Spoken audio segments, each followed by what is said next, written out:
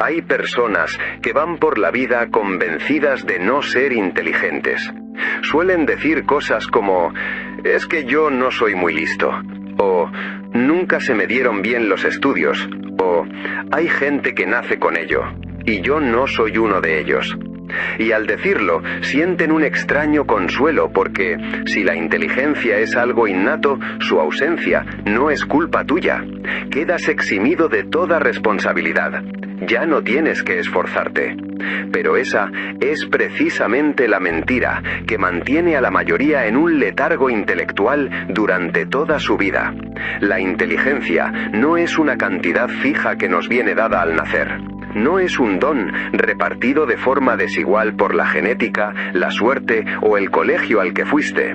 La inteligencia, en su sentido filosófico más profundo, es una práctica, es una disciplina, es, por encima de todo, una elección. Y es una elección que la mayoría de la gente, consciente o no, se niega a tomar.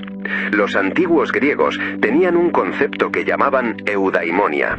A menudo se traduce como felicidad, pero es una traducción superficial. Una traducción más acertada sería florecimiento, la plena realización de todo aquello que un ser humano es capaz de llegar a ser. Aristóteles creía que lo que distingue a los seres humanos de los animales es nuestra capacidad de razonar, y sostenía que una vida que no se dedica a cultivar la razón no es una vida vivida en plenitud.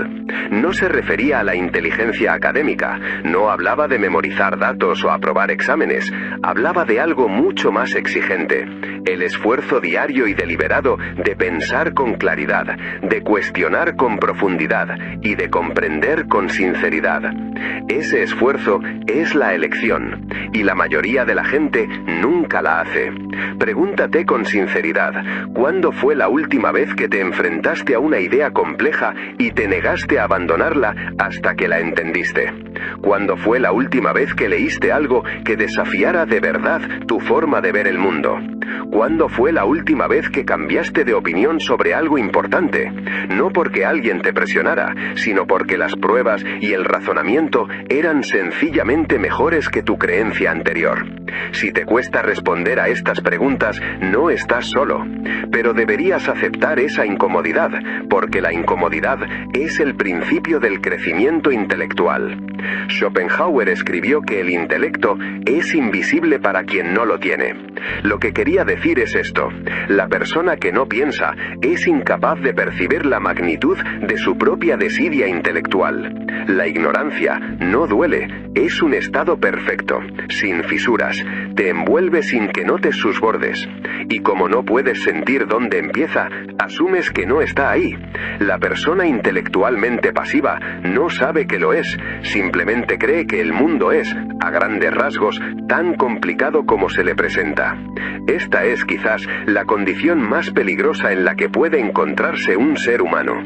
Y aquí es donde entra en juego la elección. La mayoría de la gente, cuando se topa con una idea que la perturba, hace una de estas tres cosas: la descarta, se burla de ella o simplemente la ignora y sigue deslizando la pantalla.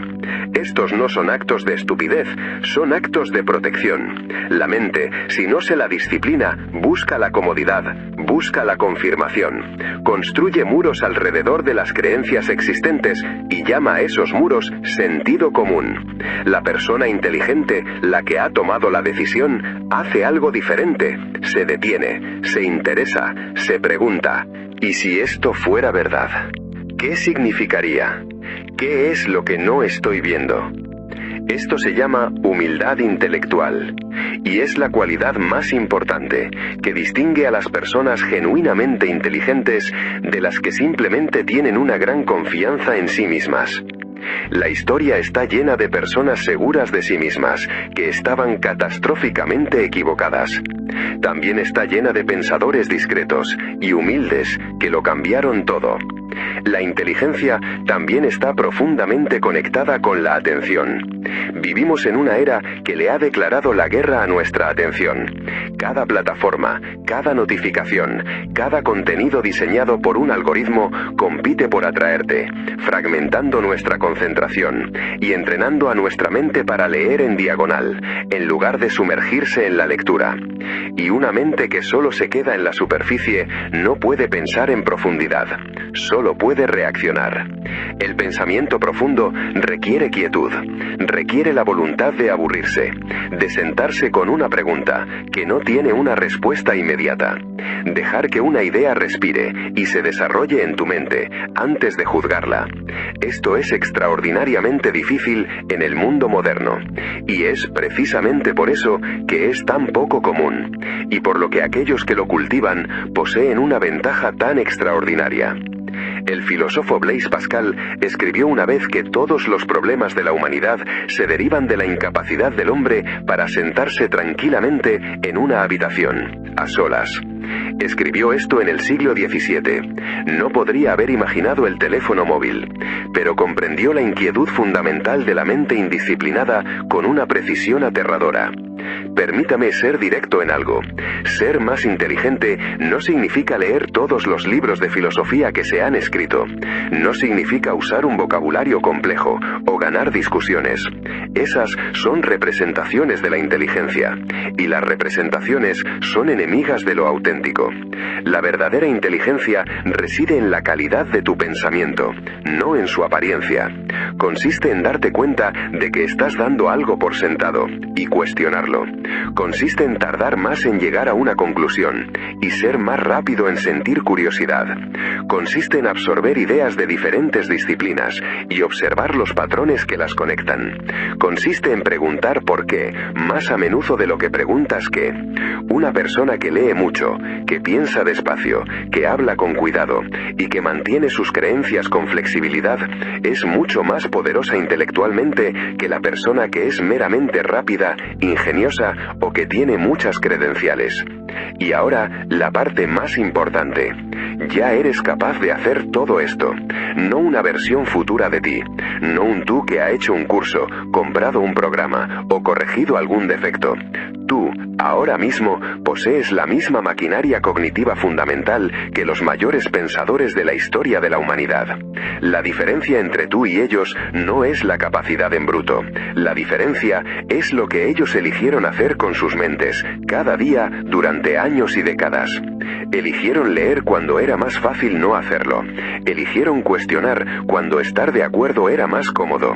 Eligieron convivir con la incertidumbre, en lugar de aferrarse a una falsa claridad. Eligieron una y otra vez tomarse en serio su propio pensamiento. Esa elección está a tu alcance. Siempre lo ha estado.